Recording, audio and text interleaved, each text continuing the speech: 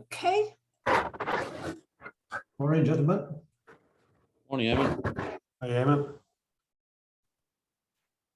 Good afternoon, folks. It's just 12 o'clock. My name, I think, as you see from the screen there, is Vincent Wall. This is just an informal welcoming. I think some of you have signed up already, so thank you for that. We'll just give it 2 or 3 more minutes to let other people sign up. We have a lot of people have pledged to sign up already, so we'll just give it another 2 or 3 minutes for people around the country to tune in. So thank you for your time.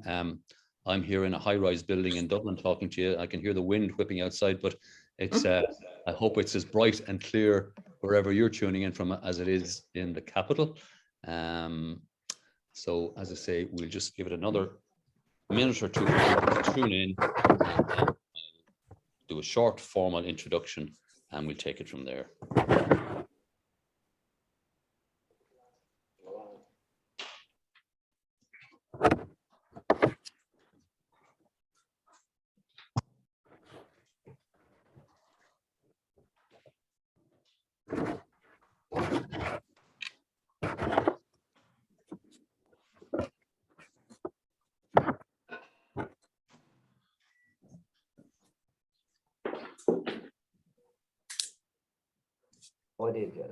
I see more and more people joining us, which is great, very encouraging. So we might just give it another minute or so to give everyone a chance to join us. But thank you for tuning in already. We know you've busy days, and hopefully whatever business you're in, you're more or less back to normal or recovering if the last 2 years hit you. So hopefully we're all on a recovery path.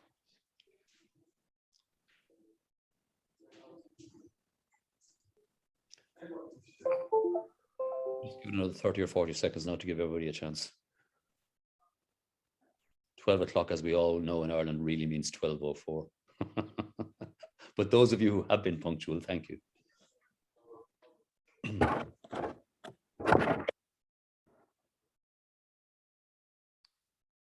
Okay, perhaps we'll kick off. So good afternoon, ladies and gentlemen.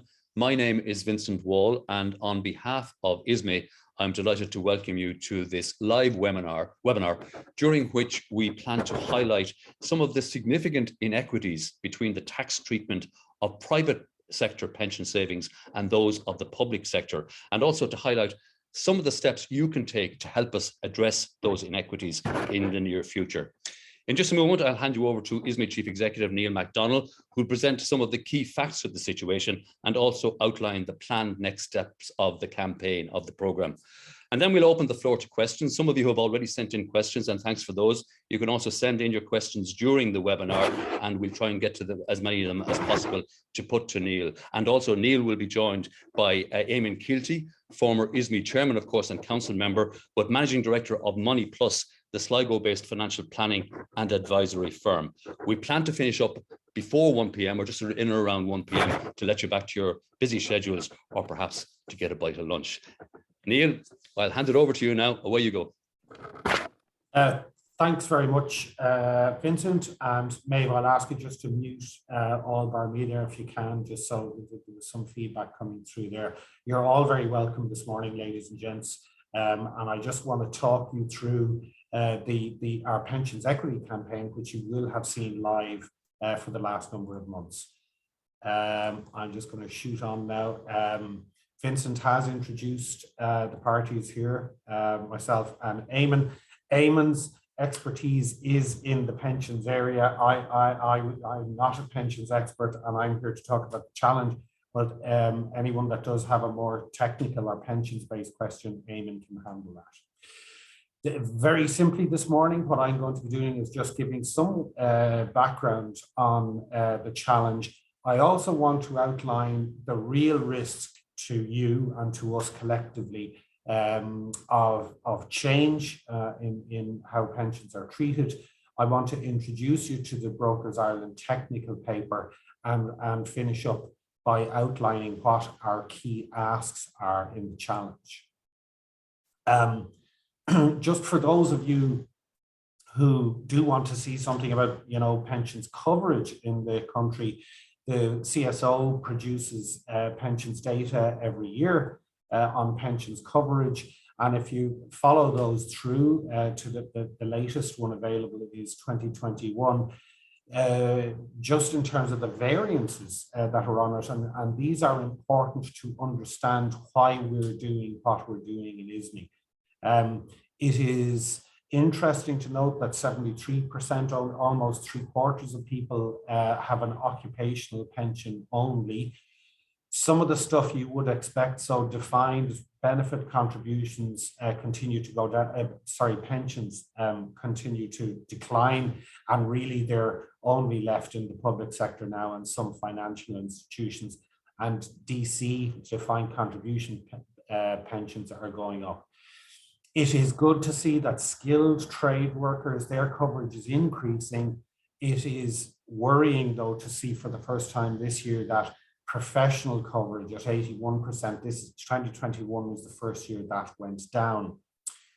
Perhaps that is something to do with what you're hearing now elsewhere on the news about the cost of living. 40% of people are saying the reason they can't afford, they don't have a pension, is they can't afford it. But I'll finish on one optimistic note, and that is for years now, the number of people who are solely dependent on the state pension is falling, and that's down to about 50% now, and that is good news. So we all know, or we should know, that pensions coverage is not good in Ireland, and what's the state going to do to improve it? And well, at the moment, unfortunately, the state isn't doing a great deal, and that is a cause of concern for us. Part of that cause for concern is based around figures produced by the state every year in a document which is the revenue issues before the budget every year, called the Revenue Ready Reckoner. I always have a job saying that, but the revenue suggests that untold hundreds of millions of euro can be saved if they reduce the income ceiling at which if pension contributions are given tax-free, or if the current rate of relief, which is at the marginal rate of 40%, is reduced, say, down to the standard rate. Now, of course, in technical terms, this is nonsense because it doesn't bring in what are called behavioral effects. So altering these things, the revenue doesn't attempt to quantify how our behavior would change if they did that. However, and unfortunately, for the first time prior to Budget 2022 last October, we saw this stuff find its way into the manifesto, or the budget manifesto, of a major party. And Sinn Féin has said they're going to reduce the standard fund threshold to 1.5 million, and they're going to lower the earnings contribution cap for reliefs to 60,000 euros. So this is just regurgitating stuff that has been seen and produced first by the revenue. Ironically, when you see politicians doing this, the people who actually enjoy the best pensions are members of the public sector, and in particular, members of the Oireachtas. And you may have seen a story in the Independent last September on the pensions wish list. And it said there are 68 millionaires in pension millionaires and other types of millionaires in Dáil Éireann. Now, ironically, if you go digging deeper into the calculation of that figure by the Independent, they used an annuity rate of 3.3% in deciding who was a millionaire or not. Now, in reality, that annuity rate is not available on the open market. So if you did a realistic assessment of the number of TDs who are now pension millionaires, it would be considerably in excess of the number reported by the Irish Independent. We also unfortunately see, respected bodies like the Economic and Social Research Institute saying that we need to restrict pension tax subsidies. Now, that is very loaded language for a body which has its own pension liability underwritten by the state. And ESRI was one of, along with the universities and some other bodies, they had their pension liability taken under the wing of the state under the FEMPI Act. And at the moment, their pension liability now is almost 75 million euro. And in simple English, among their 117 staff, that equates to a pension liability which will be socialized among us, the taxpayers, of almost 640,000 euro each. And by comparison, Eamonn can give very good figures to you later on what private sector pension coverage is, because it's not even a third of that. And that's only among private sector workers who have a pension. More worryingly, when you dig further into the ESRI figures, the discount rate they use is a realistic figure. It's 0.951%. And I'm not going to go too much into that, except to say that when they value public sector pensions for pre-2014 entrants, they use a discount rate of 5%. So in other words, there's an exaggeration of 500% in the discount rate used to evaluate public sector pensions. So what are we going to do about it, and what have we done about it so far? Well, thanks to our colleagues in Brokers Ireland, we have a paper called, Leveling the Playing Field to Everyone's Benefit in Pensions, produced by Brokers Ireland last year, which is an actuarial analysis of the differences between public and private sector workers. Now, for those of you who want to look at that paper, it's available on our lobbying page alongside with our letter to Minister Pascal Donoghue. Brokers Ireland outlines the tax inequalities between the public and private sector and proposes solutions to those inequities. But again, I want to say that we're not going to be talking about that in a technical or an actuarial way today. One inequality, and we're not actually proposing to eliminate this because it would be very difficult to do, but both public and private sector workers can get a tax-free lump sum of up to 200,000 euro out of their pension. But the difference between, if you are lucky enough to have a pension pot big enough in the private sector to take that out of, you will reduce your pension pot by the amount of the lump sum you get. But because a public sector worker doesn't actually have a pension pot, the tax-free lump sum is effectively a gratuity, a gift by the state, and it doesn't reduce the pension that you will subsequently draw down. So that's a massive inequity just on its own, and we're not proposing to get rid of that. However, when you look at other things like the relief rate and the income threshold on a pension, public sector workers can avail of a thing called an ASE, an additional superannuation contribution. The tax relief on those contributions is not limited by the age of the public servant. And similarly, it's not limited by the 115,000 euro earnings limit that applies in the private sector. However, for private sector workers, that tax relief is limited by age, and I'm going to show you what those age limits are. And it's also constrained to an income limit maximum of 115,000 euro. And that 115,000 euro is one thing if you're an employed worker earning 115,000, because your employer can put more money into your pension. But if you're a self-employed person, that 115,000 euro is a hard stop beyond which you can't get tax relief. And that income threshold has not been raised or indexed since 2011. So these thresholds, there's the age of the pension saver, and that is the amount of your income you can put into it. Currently then, if you're a 59-year-old worker earning 115,000, you can put up to 40,000 into your pension. If, for instance, the Sinn Féin proposal to cap that income level is brought in at 60,000, the maximum you could put in is 21,000 into your pension.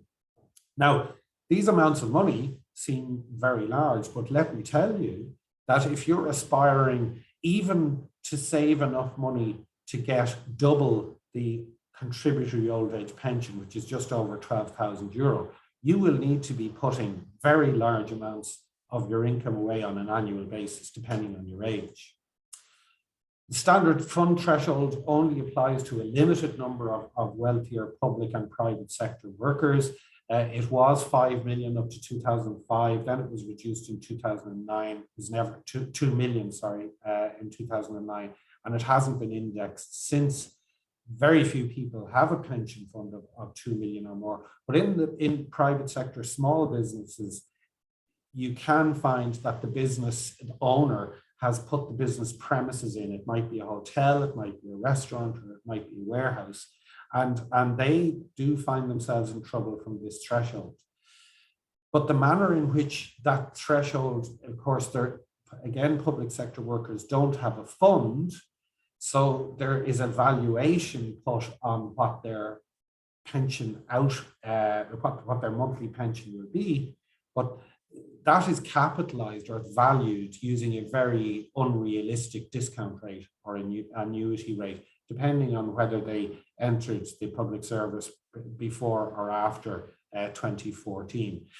And although people who entered after 2014 have had their pensions clipped, as it were, in reality, there's still another 30 to 40 years of those people to wash through the public service. So the inequities I'm talking about this morning will exist until about 2050. Now, for those people who do exceed the standard fund threshold, and it is the same for public and private sector workers, there is a fiddle factor between a pot of 2 million and 2.3 million. You are liable for a thing called chargeable excess tax.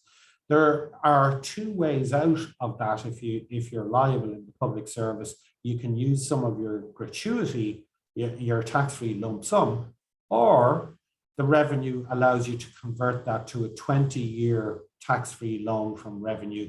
And if you die, and you pay that back monthly, and if you die within those 20 years, so does your liability. In the private sector, no similar facilities exist, and you must settle your liability within 3 months. Just to explain what in the previous slide, I said you can use your tax-free lump sum. There is an option also to encash some or all of your pension to discharge your liability, and you can take money out of your pension, which is taxed at up to at 42%. But again, no such facility exists for private sector workers. So what are we trying to do to even up the pitch? Well, the first thing we're saying is don't make it any worse for private sector workers, and we want to maintain marginal rate relief. Secondly, we certainly don't want the income limit of 115,000 to be reduced. And what we're looking for is retrospective indexation of that back to 2011 when it was fixed, using the public sector pay index. That is the index of pay increases that have applied to the public sector since then. Similarly, we want the 2 million standard fund threshold retrospectively indexed back to 2009 when it was fixed, using the same public sector pay index. Fourthly, recognizing the fact that for the self-employed, some years a self-employed worker might make 150,000 and the next year they might make 50,000. So their earnings are very lumpy. And rather than apply a fixed income threshold as applies to PAYE workers, we want that based on a 5-year rolling average. And the last thing is in terms of chargeable excess tax for those few workers who do breach the 2 million standard fund threshold. We want them to be able to pay that off in the same way as a public sector worker over 20 years if they want. What next then? Well, we have to take that Brokers Ireland technical paper, which I'll let you read at your leisure, and we need to convert that into a claim that is good enough to put into the High Court. To do that, we need legal and actuarial expertise, which we'll have to pay for. So we're asking you to fund us via our GoFundMe campaign. Any monies we don't use on that will be donated to social entrepreneurs, the Jack and Jill Foundation, and the Friends of the Royal Hospital in Donnybrook. Now, those of you who don't want to make an unrefundable donation to the GoFundMe, you can talk to us direct. You'll have contact details on the slide afterwards. And if you want to give us a refundable donation, we'll take it in and we will refund any unused funding. And lastly, what I want to say is, if we don't act now, you've seen what's in one party's manifesto. There's no point coming crying to ISME afterwards saying they're screwing my pension. So we want you to act now. Our GoFundMe Pensions Equity Challenge is visible up there on GoFundMe, and we want you to go in there. And that's it. I'll take any questions from you, and I'll hand back to Vincent in the studio, as they say in EY.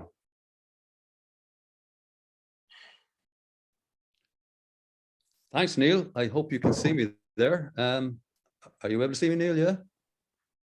Yeah. Okay. Thank you for that, Neil. It's a very comprehensive and insightful presentation, and I think a lot of people know in principle that the odds are stacked against private sector pension savings as against the public sector. But I think, as you outlined it there, I think it will be news just how discriminatory the current situation is. Can I ask you a question? And we have some questions already from our attendees, and keep sending them in. But can I ask you a question myself, Neil? Why are you looking for funds now to submit a document to the High Court? Why do you think you need to go down that road? Is it that all other roads of argument to the powers that be haven't got their attention? Yeah, bluntly, yes. I mean, Eamonn Kielty and I, and a number of other pensions technical professionals like Eamonn, we have been at this now since 2020. We have actually been negotiating with the Department of Finance. We have pointed out the inequalities there. We have been on to the Finance Minister, as well as the Minister for Public Expenditure and Reform. And the only response has been, look, auto-enrollment is coming and we'll deal with it then. But auto-enrollment is only a manner by which people will be required to contribute to their pension, and their employers will be quickly required to contribute. But that's not going to tackle any of the inequities here. So we have to take what is a technical paper written for us by the experts like Eamonn in Brokers Ireland, and we have to convert that into basically a High Court writ in simple English. And to do that is going to cost about €60,000. So that, in short, is what we need the money for, Vincent. And effectively, that's obviously a key next step to get that High Court writ produced. Do you see that as perhaps a very significant step in its own right, in that document will focus minds, and that perhaps, hopefully, you don't have to follow through and actually go to the High Court, although that will happen if needs be? Oh, absolutely, Vincent. I mean, people say, you know, we don't want to go to court. Nobody really does want to go to court, and you know, you're spending eye-watering amounts of money in court if you do. But if you can't produce a writ in the High Court, then you know you're not effectively formulating a claim. And you know, these sort of gentlemanly cucumber sandwich conversations with the Department of Finance and with the Revenue aren't actually producing any movement. So unfortunately, in our opinion, you know, if there's a better way of doing it, we are genuinely open to it. But we think the only credible way we can put pressure on the government on this matter, because unfortunately, you know, the people who are advising the government are the very civil servants who enjoy these incredible gold-plated benefits, and they're the ones saying that we're ripping off the tax system. So yeah, if we don't put a High Court writ in that says, actually, folks, you're ripping us off, you're treating us inequitably while you're accumulating these vast pensions, and we want and we demand equity, and based on what is very accommodative European law, there's a European directive on equity now, we feel our case is very good, and that's why we want to get it into the High Court. Thanks, Neil. Eamonn, if I could bring you in, I know you've been waiting patiently there, so if I could bring you in now.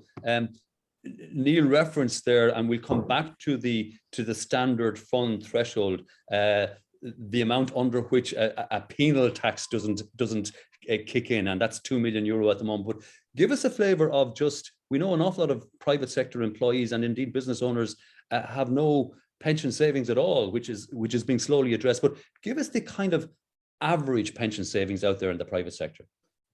Thanks, Vincent.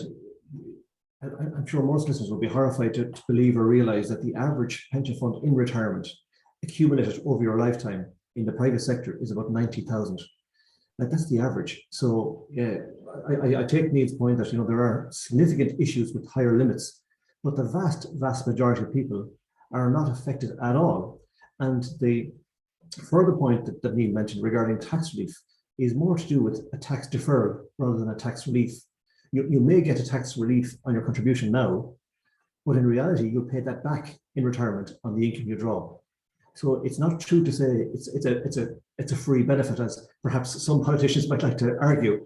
At the end of the day, the private sector must survive. And while we work on our own bat right through our working lives, what happens when we get to 65, 66? Who provides income for us? And what supports are within the state to allow us to do that?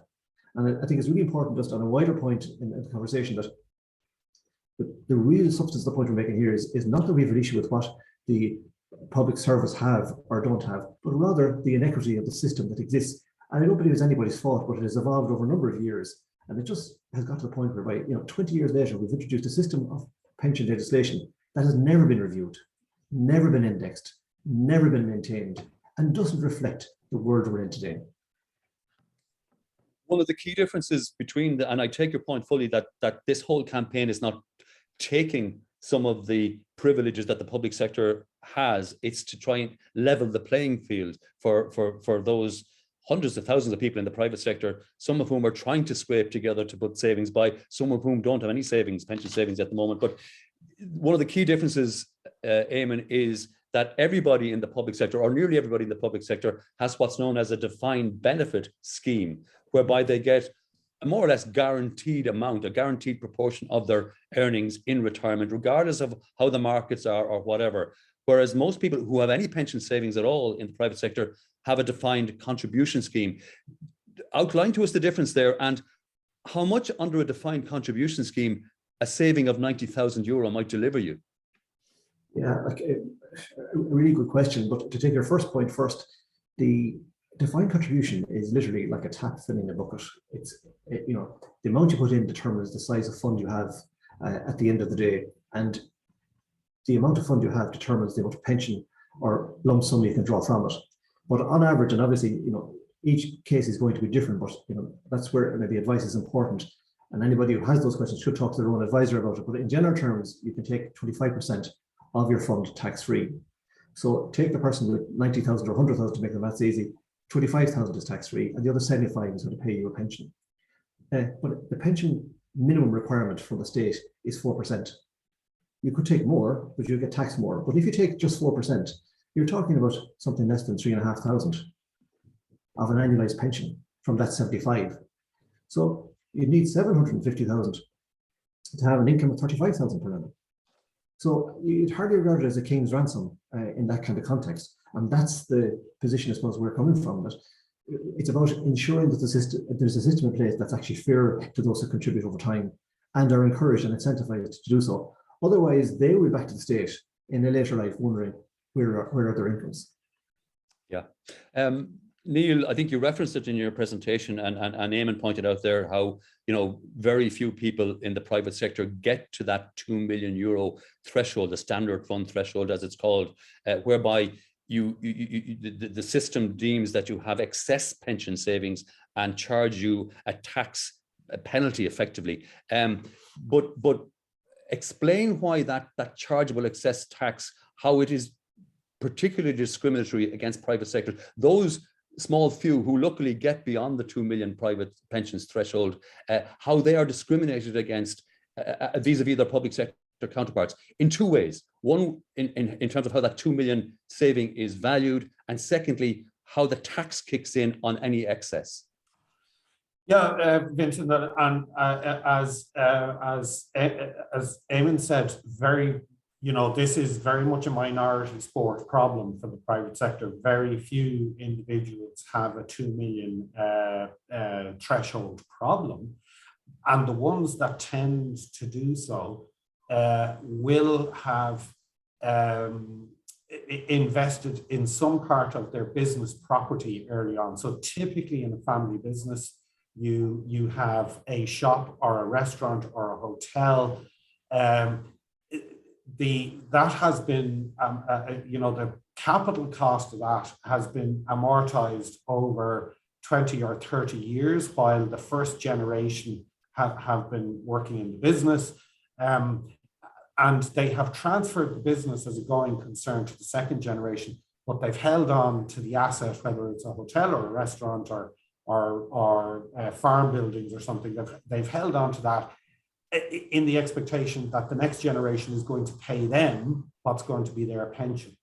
Yeah. But at some point along the line, as that pension crystallizes, and there are a lot of advisors who offer this type of, you can go on the web today and say, I want to put my pension in property, and you'll see the sorts of people who do that, invested in domestic property or whatnot. The difficulty comes when you when you hit your pension age and your advisor says, well, actually this portfolio, these houses are worth 2.5 million or 2.6 million. It's not like having a fund invested in loads of shares or something like that. You've got bricks and mortar assets. And the revenue says you owe us that money in 3 months. So you are going to have to get out of fixed assets in 3 months.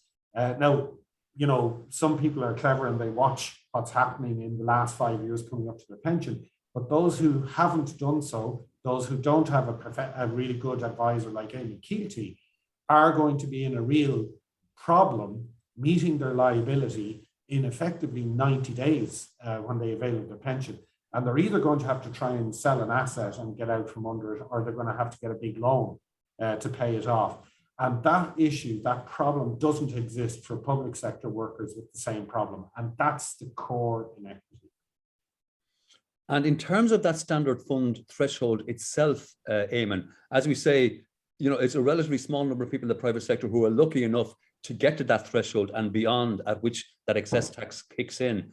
But the importance, as one of the key asks in this writ that we're going to produce, the importance of index linking that threshold for those who are striving to get there or who have got there, because it really doesn't apply in reality at all to public sector workers in terms of how that 2 million is valued in their world.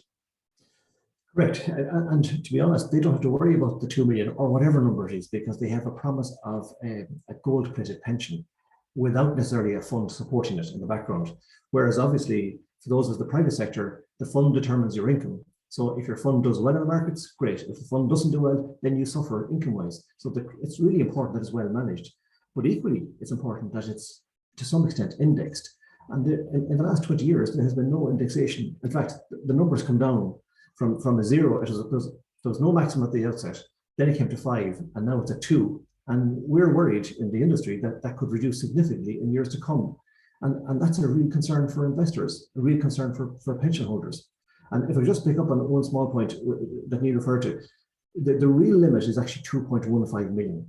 And the excess, the 1.5, sorry, the 150,000 excess can be offset against the taxable paid on the difference between your 200,000 tax-free lump sum and the 500,000, which is the maximum you can take. So there is a tax treatment there, but beyond the 2.15, there's 100% taxation. You cannot go beyond that in the private sector. So there is a glass ceiling, a very serious glass ceiling that you can't exceed. Neil, I think we should constantly remind those who are watching in of the ultimate ask here to look for some financial help to fund this writ to place before the High Court to highlight these significant inequities. But just to come back, you've outlined how your arguments to various departments and ministers to date have fallen on deaf ears.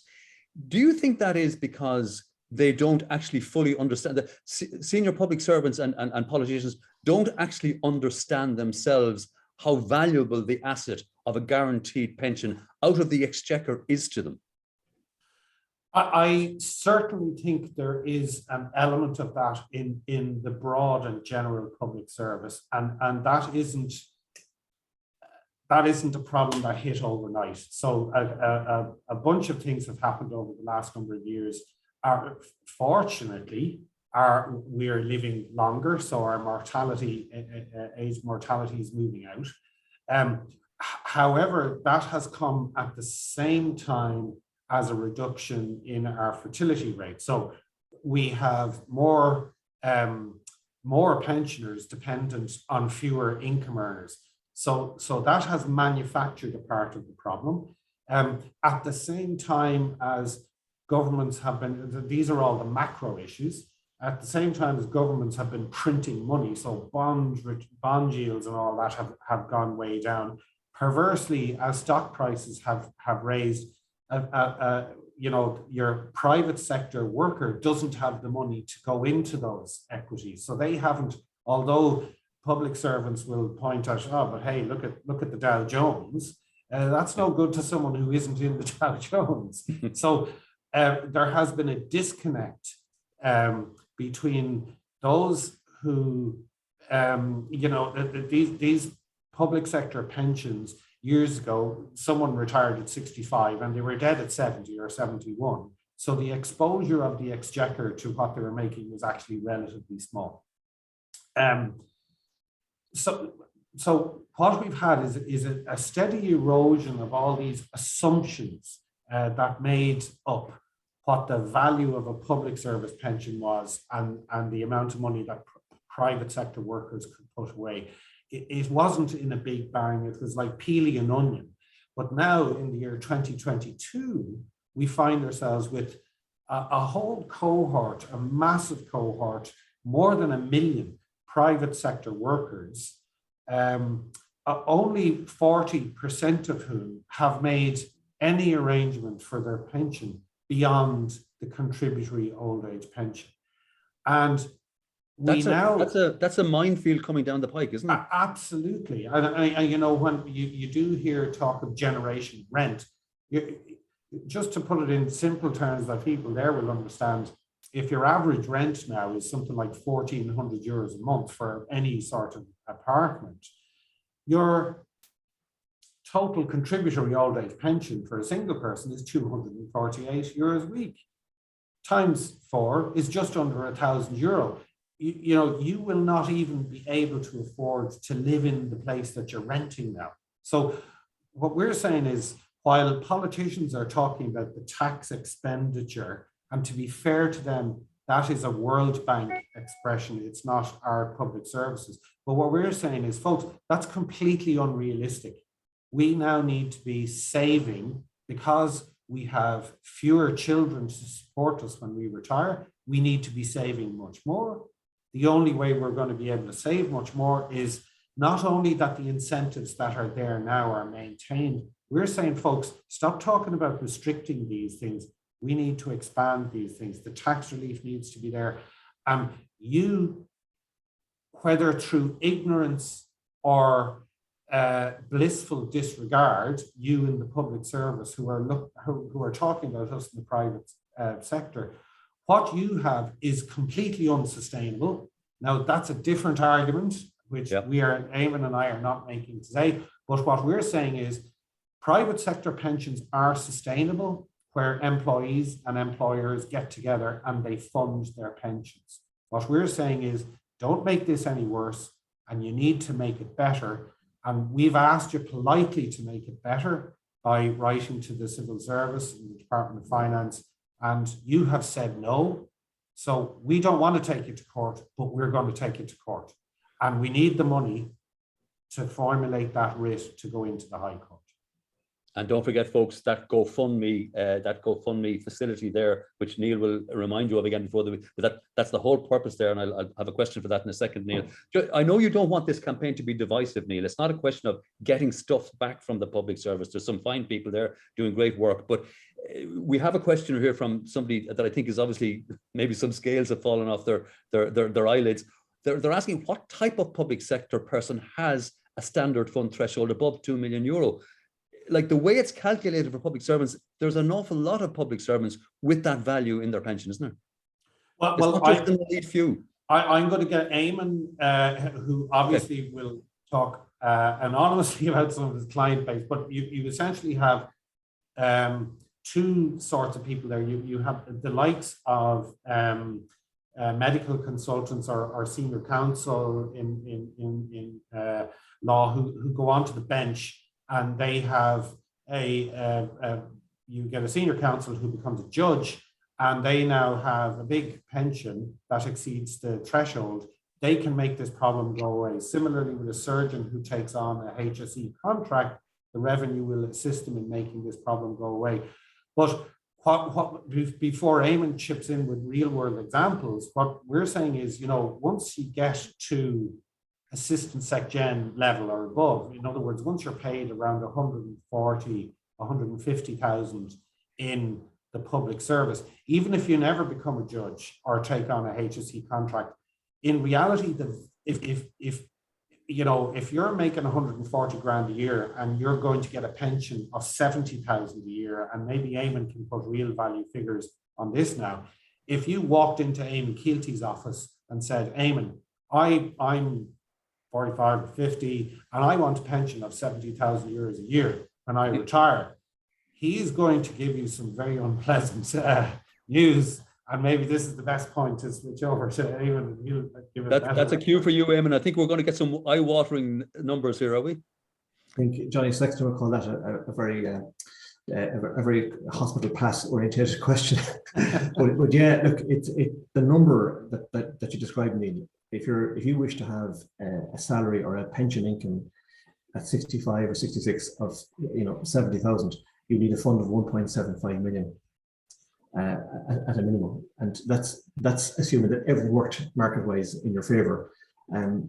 So that's a huge sum to build, particularly if you're 45 now. You give yourself 20 years to build it over. That's a frightening number, and that's what you have to be very careful about. And again, I just want to make the point that, again, more than the 2 million threshold on the private sector, the number of individuals in the public sector, that do exceed that level of funding, are quite a small number overall. But it's just, there's a huge drain of resources from the state. And some of those resources are the ones we're talking about, could be used more equitably across the country. And that's really the objective. To highlight, there's Neil's presentation, I think, highlighted 5 or 6 key inequities in the system at the moment, discriminatory against private sector pensions. But to focus in on another one, Eamonn, and this is not just discriminatory against the private sector pension saver, it's potentially very discriminatory against his or her estate or family, because that chargeable excess tax over the 2 million threshold has to be paid up front. Whereas the public sector, they can space it out over 20 years. And if the pensioner dies, their family has no liability. Yeah, and it's not so much about that individual, but it's more to do with the resources of the state, because pensions within the public sector are paid from the capital account. There is no fund. They're paid from day-to-day taxation, from receipts that are taken in. And as a result, because there's no funding in place, the assumption is, as Neil pointed out earlier, that there's as many people paying tax now, in 20 years' time as there are today. And we know for a fact that that's not going to be the case. I think, as a rough rule of thumb, for every 5 people working today, there are 2 retired. In 2050, there'll be 5 people retired for every 2 that are working. And I don't think that has been factored into the lexicon of the conversation at all. And that's a completely separate debate. But it's who's going to pay for all this stuff, be it public sector or private sector, if the money isn't there in the first place. Yeah. So unless things are changed and you're reinvigorating this campaign to try and force change and to iron out those inequities, there could be a kind of a double whammy against private sector employees, private sector business owners, in the sense that they're discriminated against already in terms of their tax treatment of their savings, but they're also probably going to have to pay more to fund the exchequer funded public sector pensions. Absolutely, and again, it doesn't seem like a fair system, but that's just the way it is, and that's the reason why the ISME campaign is so important right now. If we don't, and literally it does mean us having to put our hands in our pockets and say, right, here's an opportunity where we could change the system. If we don't change the system, nothing will move forward. We'll be left exactly where we are, as we have been essentially for the last 20 years. Well, let's get back to the ask, Neil. The ultimate purpose of this, apart from informing people of some of the inequities out there, you're looking for the money to turn that Irish Brokers white paper, and it's a very clear white paper. I understood it myself, folks, so please do read it on the site. But to turn that into a legal document, a High Court writ, effectively, what's the time frame there to have that document produced? We want to have that. We would like to land that writ in before the summer recess. So we have a tight timeline on this. We really do want to get that money in right now and get it into the courts before May. I would kind of not correct one little thing that Eamonn said there, because there is, I wouldn't want to leave it out there that the notion that if we let the hair sit, things won't get any worse. I think those of you who remember, 12 years ago now, when Michael Noonan was finance minister, they came in with the very innocent sounding pensions levy. And what that actually was, was the expropriation that the revenue wrote to pension fund managers like Eamonn Kielty and the underwriters, and said, hand over this amount of money or you're guilty of an indictable offence. It was more or less stand and deliver, right? And the whole legality of that is very questionable. And in our view, in the long run, actually, you know, people who did have their pensions pilfered by the revenue 10 years ago, there should be a look back on that when they get to pensionable age. That's a different issue. But the point I'm making is, do not labour under the illusion that the state and the revenue and the Department of Finance will not do something that's actually really on the borders of legality and amounts to common theft. So we're saying, folks, you know, we have a limited window here. We've got the next budget coming up. This government has only 3 more budgets left to deliver. And we're potentially facing a change of government where people see private sector savers as the piggy bank to bail out the public service. So folks, get your skates on. There will be no use complaining about this in 2 or 3 years. We need this money to get this writ into the High Court and to get the ball rolling on trying to get some level of equity for private sector pension savers. And again, I don't want too much emphasis on that standard fund thresholds, Vincent. I know you asked Eamonn a few questions about it, but the the standout one for the vast majority of pension savers, the 2 most important things: don't touch the marginal relief, and we need to do something about the income thresholds. They're absolutely vital right now. Just remind us of that income threshold again, Neil. So at the moment, you only have some sort of tax benefits up to a cap of 115,000. Up to a cap of 115,000. Now, if you're lucky enough to be a private sector worker employed at that level of salary, that cap does not apply to your employer's contributions. But if you're self-employed, making 115,000 or more, you have an absolute, you have a brick wall beyond which you can't make contributions to your pension. So the self-employed get a double whammy there. Their ability, for guys and gals who are getting a bit of silver in the hair and who want to contribute, who may have their mortgage paid off. So they're going, right, I actually want to start funding my pension now. Your ability to do that is very strictly capped by the state. And that cap does not apply to a person making the same amount of money as you in the public service. It's a gross inequity between public servants and the self-employed in particular. And the key line in the sand that needs to be drawn there is not just that number, 115,000, shouldn't be reduced further, as Sinn Féin is currently threatening to do, but should at a minimum be index linked from its current value. Absolutely, Vincent. And actually, I don't want to sound too philosophical here, but as Eamonn pointed out, money you put into your pension is not tax forgone by the Exchequer. It's tax postponed. So you're saying, if I'm lucky enough to be earning 115,000, or we'll keep it simple, 100,000, and I happen to be married to a spouse who makes good money as well, I'm going to be abstemious. I'm going to save my money because I'm not a public servant and the Exchequer is going to pay my pension. I want to put half my income away every year. And I want to put that into a fund. And when I retire in 20 years, Mr. Taxman, then you can come and tax me. Yeah. There is no reason whatsoever in our view why you shouldn't be able to put 50, 60, 70% of your income away of whatever amount, theoretically, if you're making 200,000 or 300,000 a year, and live on it when you're retired. But at the moment, we're not being unrealistic, we're not being unreasonable. We're saying, look, folks, this cap is completely unjustified, unless you want to, of course, apply that cap to public servants. Now, if the Minister for Finance stood up and said that in the Dáil in October, what light blue touch paper and retire rapidly, because the union simply wouldn't stand for that.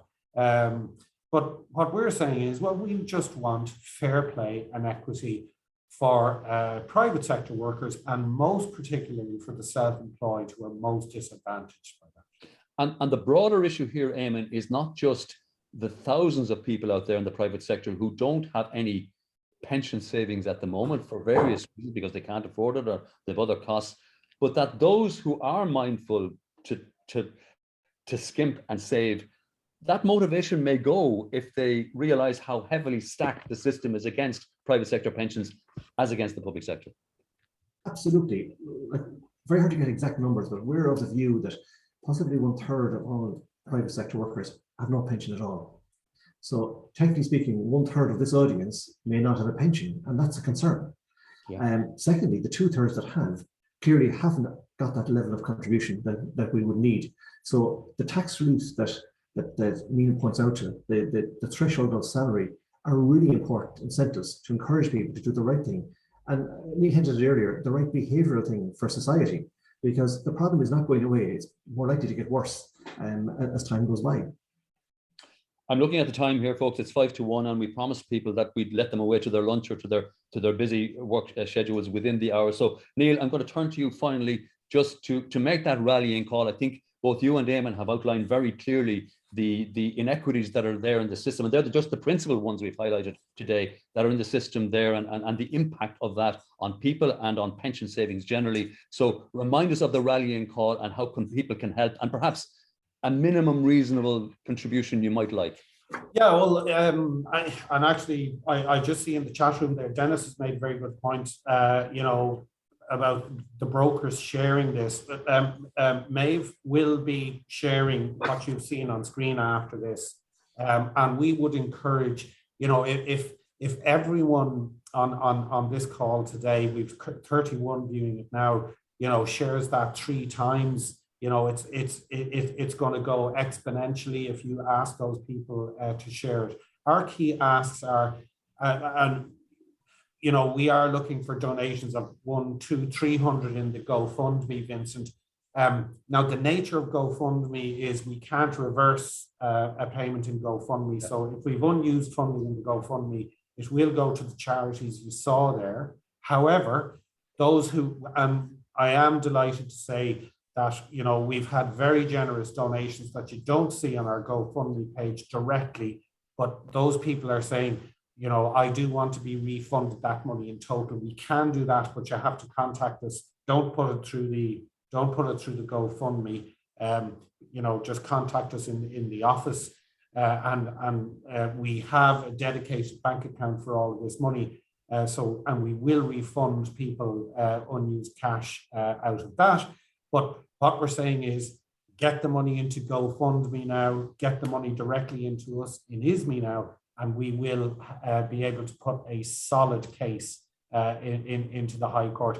And as Dennis said, please share those slides, particularly with people in the pensions industry, and not to be ageist about it, Vincent, but, you know, private sector workers who are in their 50s and their 60s, you know, you are the people who really need to do something about this. Don't sit on your backside, share this and get other people to assist us as well. And I think it's important to remind people that it's not an astronomical sum that you need to get this writ produced, Neil. It's what, 50, 60,000 euro. Whereas if we can get enough people making small donations quickly, that's very achievable. Absolutely, Vincent. That's not at all an unreasonable amount of money. Everything we're doing is completely transparent. We'll be running it through our auditors, and we will have a statement of final affairs in this. But you know, about 60,000 euro is going to get us the senior counsel we need and the actuarial support to put and to be fair, Brokers Ireland have done most of the actuarial heavy lifting for us pro bono. So we just need 60 grand to make, you know, to land this one with a bang in the High Court. Folks, you heard it there. Firstly, thank you for joining us today. We hope you found it informative and not too negatively informative, but just very informative. You heard Neil there. That was the call to action is go to that GoFundMe details on the ISME site.